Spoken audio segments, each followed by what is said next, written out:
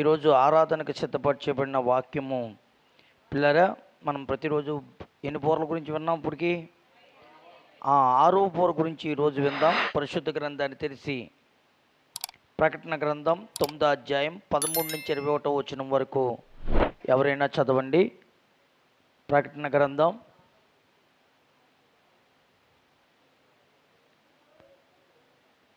9వ అధ్యాయము 13వ వచనం నుంచి 21వ వచనం వరకు ఎవరైనా చదవండి. మైక్లో ప్రవీణ్ గారు ఏమైనా చదువుతారా?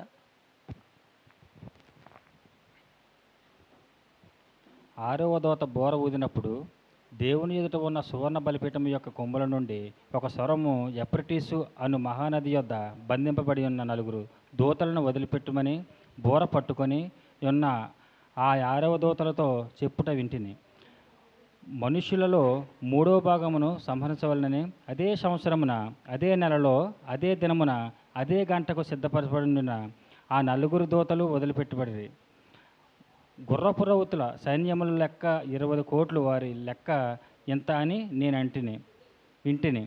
మరియు నాకు కలిగిన దర్శనమందు ఏలాగు చూసి తిని, ఆ గుర్రములకును వాటి మీద కూర్చుండి ఉన్న వారికి నిప్పువలే ఎరుపు వర్ణము, నీలవర్ణము, గంధక వర్ణముల మైమరుపులుండెను.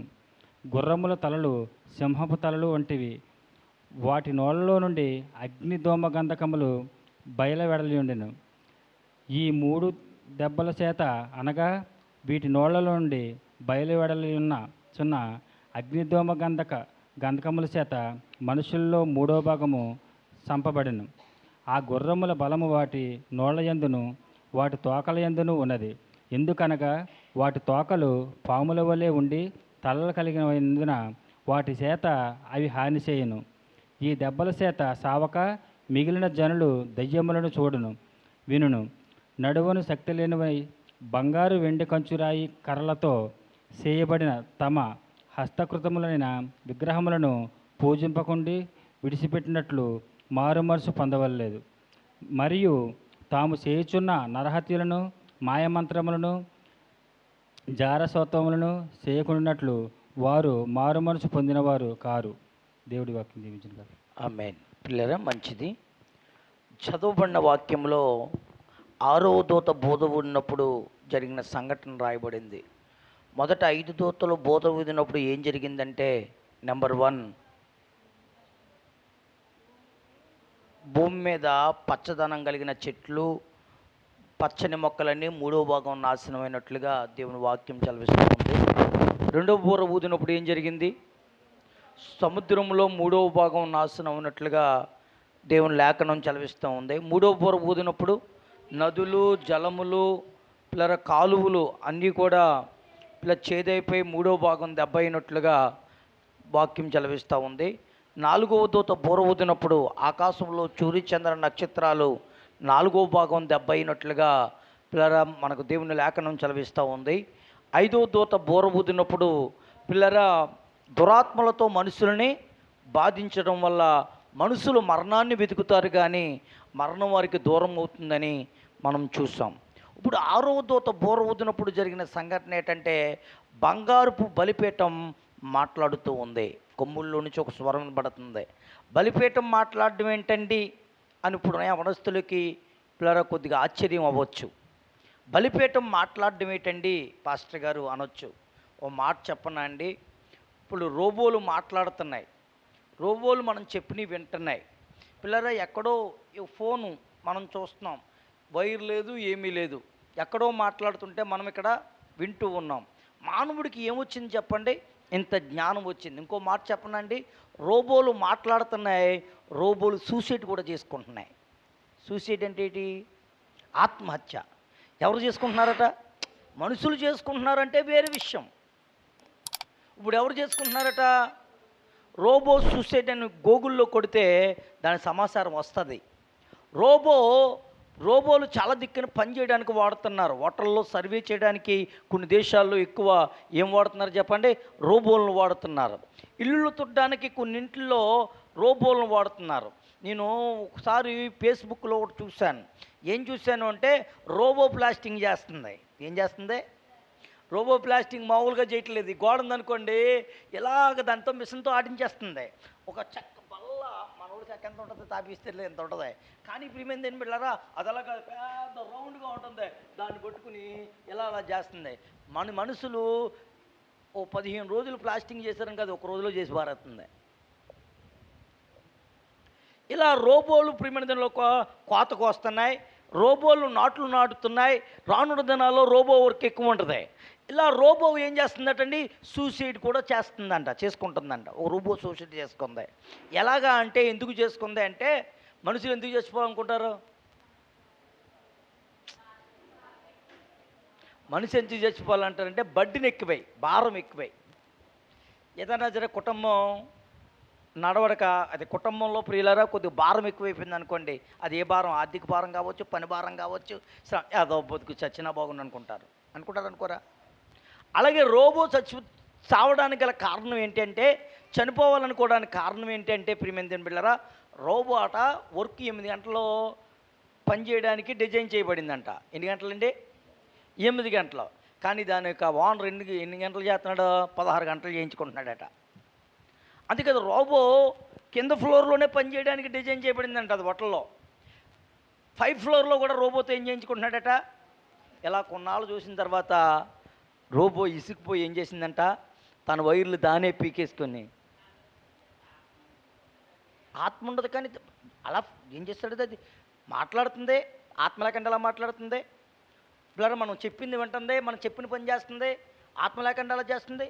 ఇప్పుడు వచ్చి నీకేం కావాలని అడుగుద్ది, నువ్వు ఇస్తే అది పట్టుకొచ్చి తెచ్చిస్తుంది. కొన్ని హోటల్లో రోబోల సర్వే. అందుకే నేను చెప్తున్నాను, మీకు ఈ ప్రశ్నలు వస్తాయి కాబట్టి ఇన్ని విషయాలు నేను చెప్పవలసి వస్తుంది. దేవుడికి మహిమ కలుగును గాక. చేతులెత్తి ఒకసారి దేనికి వస్తూ అవుతాం. హల్లెలూయా. మన ఇండియా వాళ్ళు ముందు పుడేసి తర్వాత డౌట్లు ముందు పుడేసి మన ఇండియాలో తర్వాత పుట్టారట. దేవుడికి మహిమ కలుగును గాక. హల్లెలూయా. అంతేకాదు మన దేశం వచ్చిన తోమ కూడా డౌట్లు తోమ వచ్చాడు కదా. చేతులెత్తి ఒకసారి దేనికి వస్తా అత్రా. అందుకే మీకు ఇంత క్షుణ్ణంగా మళ్ళీ ప్రశ్న వేయకుండా నేను సమాధానం చెప్తున్నాను, మీకు జవాబు చెప్తున్నాను, వాక్యం చెప్తున్నాను. ఆ వైర్లు పీకేసుకుని మెట్ల మీద నుంచి జారిపోయిందటండి. ఇంకేమైపోయింది, కొలప్స్ అయిపోయింది. అలాగా పిల్లల మొట్టమొదటిగా చూడండి, గూగుల్లో ఏం చేశారంటే రోబోట్ సూసైడ్. ప్రియమైన జన్మల అలా సూసైడ్ చేసుకుంటే, ప్రియమైన జన్మలారా, మానవుడు కలగజేసిన వస్తువులకి ఎంత జ్ఞానం ఉంటే దేవుడికి ఎంత శక్తి ఉంటుందండి. ఓ మాట చెప్పనా, యేసుప్రభువు వారు ఒకసారి ఏమన్నారంటే శిష్యులతో, మీరు ఏ ప్రాంతానికన్నా వెళ్ళండి, వెళ్ళి ఆ ఇంట ప్రవేశించండి, శుభం చెప్తే ఆశీర్వదించండి, శుభాలు నెరవేరుతాయి. మీరు ఏ ఊరన్నా ప్రవేశిస్తే ఆ ఇంటిని చేర్చుకుంటే ఆ ఊరికి శుభం చెప్పరండి. ఒకవేళ చేర్చుకోకపోతే మీ పాత దులిపి ఏం చేయమన్నాడు, దులిపేమన్నాడు. ఆ ధూళి ఏం చేస్తుందట, ఏం చేస్తుందటమ్మా, సాక్ష్యం ఇస్తుంది. ఏమిస్తుంది సాక్ష్యం? పాదాల ధూళి అక్కడ మాట్లాడుతుందట. ఇంకో మాట అంటాడు హోషేయ గ్రంథం, మీరు చదవక్కర్లేదు కానీ ఏమంటాడంటే, ప్రియమైన దేవుని బిడ్డలారా, గోడలు మీ మీద సాక్ష్యం చెప్తాయి, దూలాలు మీ మీద సాక్ష్యం చెప్తాయి అంటాడు. మనం పనివారి జీతం బిగబెట్టినా, అక్రమంగా సంపాదించి ఏదన్నా మనం చేసిన ఆ రోజు ఎవరిని మోసం చేయొచ్చేమో కానీ దేవుణ్ణి మోసం చేయలేము. మనం ఎక్కడ దాచామో అదే సాక్ష్యం ఇస్తుందటండి. అవి ఎలా సాక్ష్యం ఇస్తాయి? దేవుడికి సమస్తము సాధ్యమే. దేవుడికి మహిమ కలుగును గాక. కాబట్టి ఇక్కడ మాట్లాడుతుంది, ఏం మాట్లాడుతుందంటే, ఆరో దూత బోర ఊదే దూతతో, ఇదిగో 4 దూతలు యువప్రాశ దగ్గర బంధింపబడిన దూతలు విడిపించండి. వాళ్ళట 20 కోట్ల సైన్యంతో వచ్చారటండి. ఎంతమ్మా? 20 కోట్లు. ప్రపంచ సైన్యం అంతా కలిపితే, మన ప్రపంచ దేశాలకు సైన్యం అంతా కలిపితే ఎంత ఉంటుందో? ఎంత ఉంటుందండి? 20 కోట్లు ఉన్నదో. మన దేశ జనాభా కోట్లు ఏమన్నా సైన్యాన్ని పెట్టుకుంటాం ఏంటండి? వాళ్ళ జీతాలు వద్దు, 20 కోట్లు సైన్యం వస్తుంది, గుర్రపు రౌతుల సైన్యం.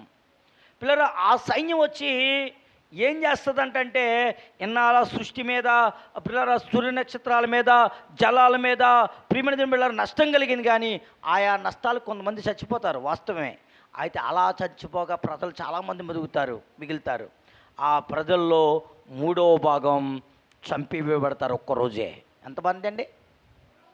ఇప్పుడు మన భారతదేశ జనాభా ఎంత? 150 కోట్లు. ఎంతండి? అంటే ఎప్పుడు లెక్క అది? ఎంత? 2011 కదా. ఇప్పుడు 2000 ఎంత? 150 కోట్లు సుమారు. దేవుడికి మహిమ కలుగును గాక. నువ్వు అన్నది కరెక్టే. అప్పుడు గణనలు అయ్యే, మళ్ళీ గణనలేదు. ఇంచుమించిన నేను చెప్తుంది 150 కోట్లు. మన ప్రపంచ జనాభా ఎంతో తెలుసా? అప్పుడు 750 కోట్లు. ఇప్పుడు ఎంతో తెలుసా అండి? సుమారుగా మన అంచనాకి 800 కోట్లు దాటేశారు. 900 వేసుకుందాం రాకడ సమయానికి, ఆరోపోత ఊడి సమయానికి. 3% అంటే ఎంత? 300 కోట్లు 3% అంటే అండి ఎంత అండి యోహాన్ గారు? 900 కోట్లలో 3% అంటే ఎంత? 300 కోట్లు. అంటే ఒక్కరోజే ఈ ఆరోపోత ఊరినప్పుడు 300 కోట్లు జనం చచ్చిపోతారా?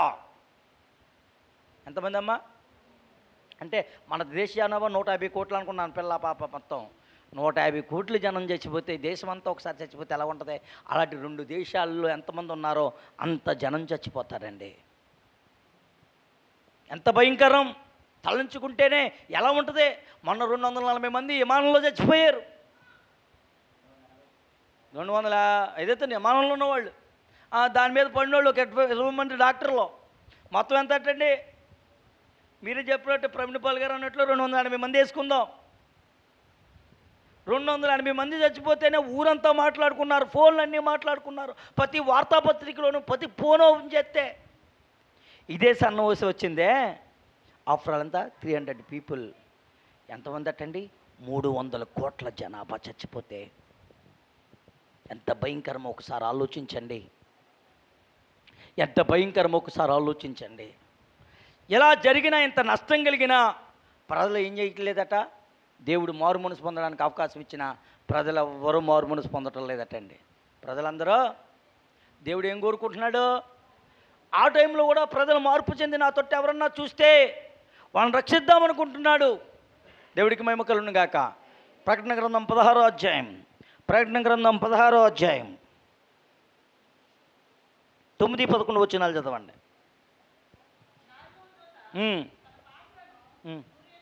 ప్రకటన గ్రంథం 16వ అధ్యాయం 9వ వచనం 11వ వచనం చదవమన్నాను. తీవ్రమైన వేడిముతో కాలిపోయి తెగుళ్ళ మీద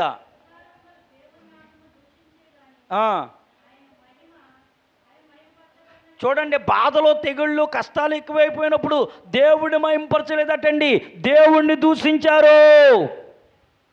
ఎవరిని దూషించారండి అమ్మ? ఎవరిని దూషించారు? దేవుణ్ణి దూషించారు. దేవుణ్ణి దూషించాలా, మారు మనసు పొందాలా? స్వర్ణలత గారు, బాధలు ఎక్కువైపోతే దేవుణ్ణి తిట్టాలా, దేవుడిని ప్రార్థన చేయాలా, బతిమాలుకోవాలా? కానీ ప్రజలందరూ ఏం చేస్తున్నారట? దేవుణ్ణి తిడుతున్నారటండి. బాధలు ఎక్కువైపోయగలది. ఎవరిని తిడుతున్నారు తల్లి? దేవుణ్ణి తిడుతున్నారటండి. 11వ వచనం చదవండి. తమకు కలిగిన వేదనను బట్టి ఏంటండి? పులను బట్టి పరలోకమందున్న దేవుణ్ణి దూషించురు కానీ మారు మనసు పొందిన వారు కారటండి. వీళ్ళు ఏం పొందటం లేదటమ్మా? మారు మనసు పొందటం లేదటండి. ఏం చేయాలి? ప్రభువా, నా స్థితి మార్చు, నా బ్రతుకు మార్చు, నా జీవితాన్ని మార్చు. దేవుడు అన్నాడు, పరలోక రాజ్యము సమీపించింది, మారు మనసు పొందండి అని దేవుడు చెప్తూ ఉంటే వీళ్ళు ఏమవుతుందట? మారు మనసుకు పొందగా పైగా ఎవరిని తిడుతున్నారట? దేవుణ్ణి దూషిస్తున్నారటండి. ఆ కాలం అలాంటిది, భయంకరమైనది. అయితే దేవుణ్ణి మారు మనసు పొందకుండా, దేవుణ్ణి వెంబడించకుండా వీళ్ళు ఏం చేస్తున్నారటంటే, చూడండి కింద వచనాలు చదవండి. 20-21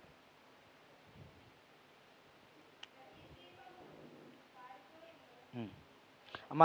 9వ అధ్యాయము, ప్రకటన గ్రంథం 9వ అధ్యాయం, అది పట్టుకోవాలి మీరు కంటిన్యూగా.